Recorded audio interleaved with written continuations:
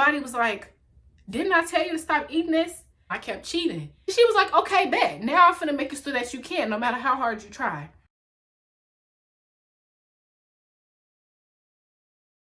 Hey YouTube, welcome back to my channel.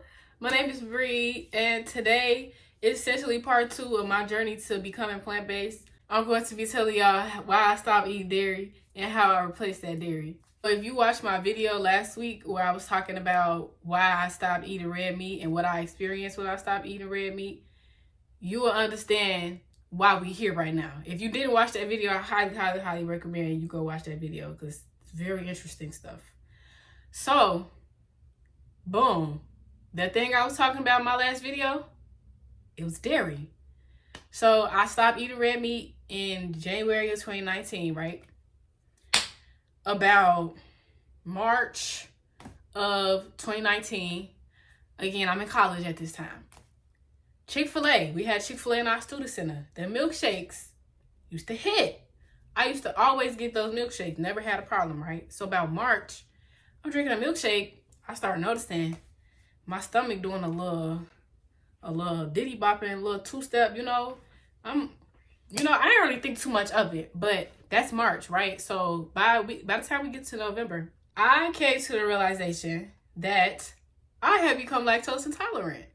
And I'm going to explain how I figured that out later. I stopped eating dairy because my body told me to stop eating dairy. And it was low-key part of my plan to stop eating dairy. My plan initially was to stop eating red meat, to stop eating dairy. And I said as far as I was going to go was pescatarian, but I didn't necessarily plan to stop eating chicken.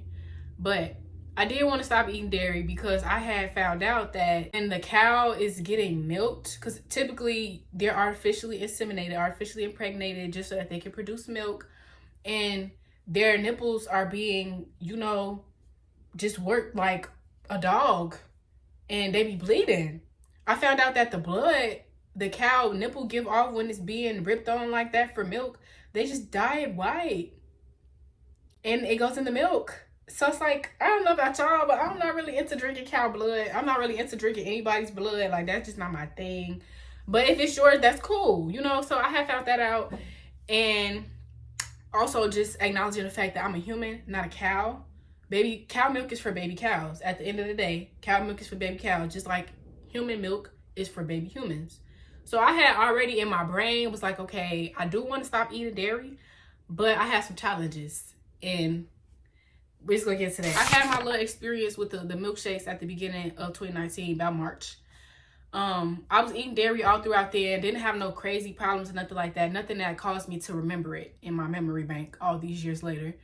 But once we hit November of 2019, that's when I was like consciously like, okay, you said you was gonna stop eating dairy. So what's to it? Mind you, I love ice cream. Me and ice cream go together really, really bad. I love ice cream. My favorite ice cream was the pralines and cream. Love ice cream. So I don't know why, in my head, I thought that I was just gonna let a tub of pralines and cream ice cream that I had in my freezer just sit there and I just not eat dairy ever again in my life. So I had stopped eating my ice cream, right? I had stopped eating my ice cream.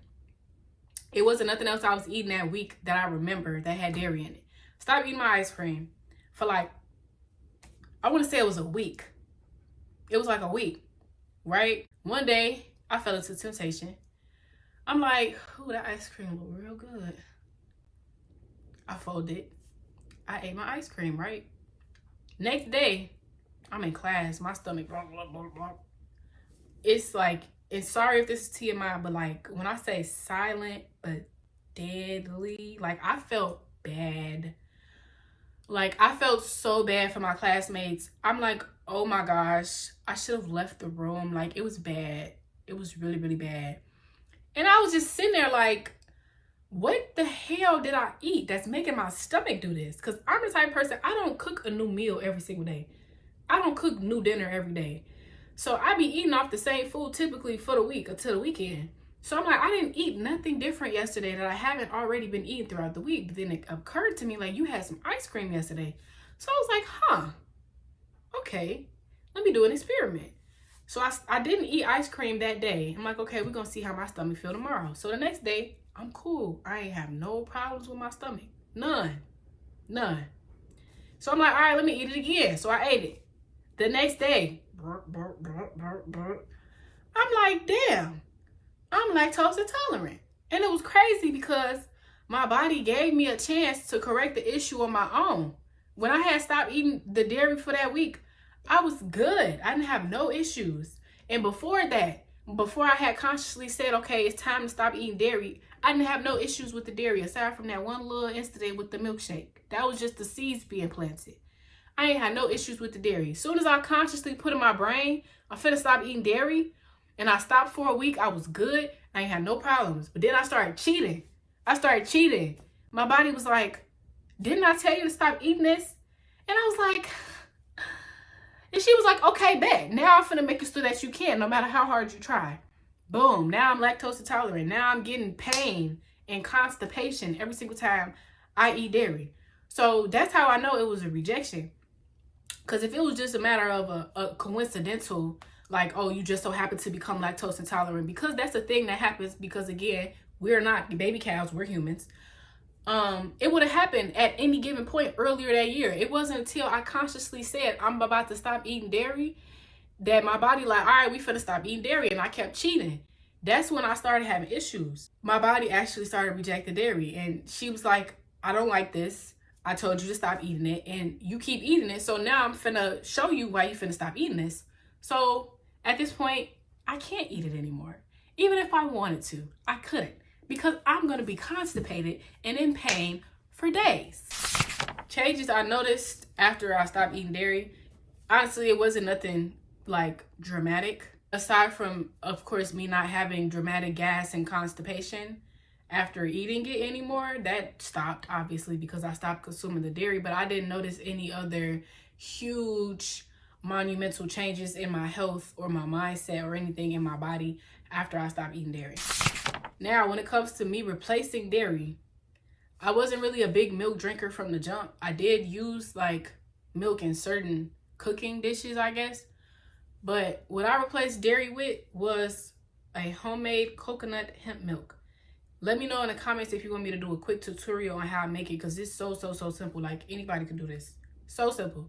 So I replaced it with coconut hemp milk. Hemp seeds are very high in protein. They have the perfect amino acid ratio in order to build protein. So I wasn't missing out on any potential protein that cow milk would have gave me. When it comes to calcium coming from cow milk is a controversial topic on its own. If you one of them people that just receive that, yeah, you have to drink milk in order to get calcium, I encourage you to do more research on that. But for me personally, I get my calcium from plant-based sources, in this case, nettle. Nettle contains a high amount of bioavailable calcium. This is nettle leaf, it's an herb. So I just super infuse a nettle tea and drink that regularly, and I'm getting my calcium. And if you were to make your own plant-based milk alternative and you want the calcium to be in there, you could easily just swap out whatever water you use with a super infused nettle, and then use your hemp seeds or your cashews if you're making cashew milk, or your almonds if you're making almond milk.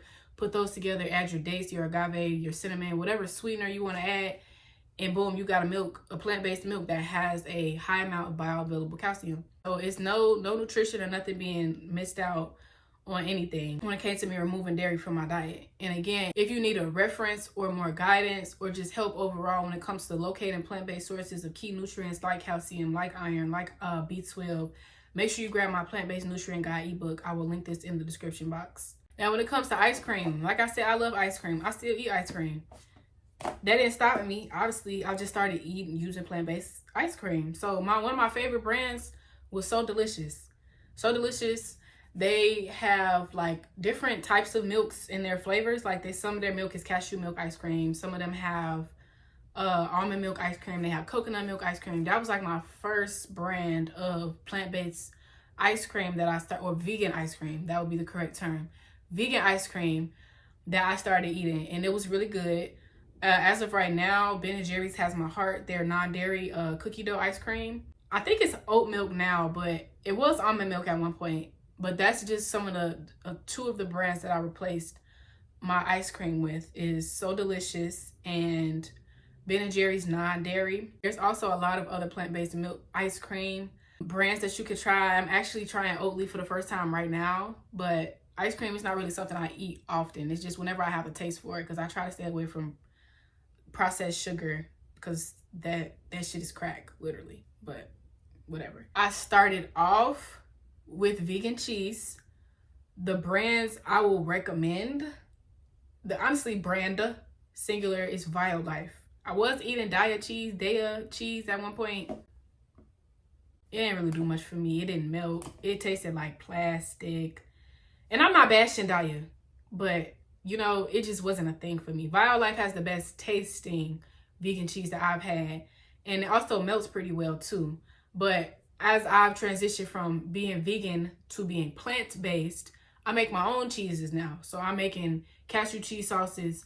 I'm making my own queso when I make nachos and stuff. I make my own ricotta when I make my lasagna, using plant-based ingredients like primarily cashews to replace cheese and to give it that cheesy taste. Recipes like my lasagna with the ricotta is in my plant-based Eater for Beginners ebook. The more recipes I add, the price is going to go up, so I recommend you grab that now. I will also link this in the description box. Just let me know if y'all want me to make a tutorial on how I made my coconut hemp milk, because it's very, very simple. Give this video a like.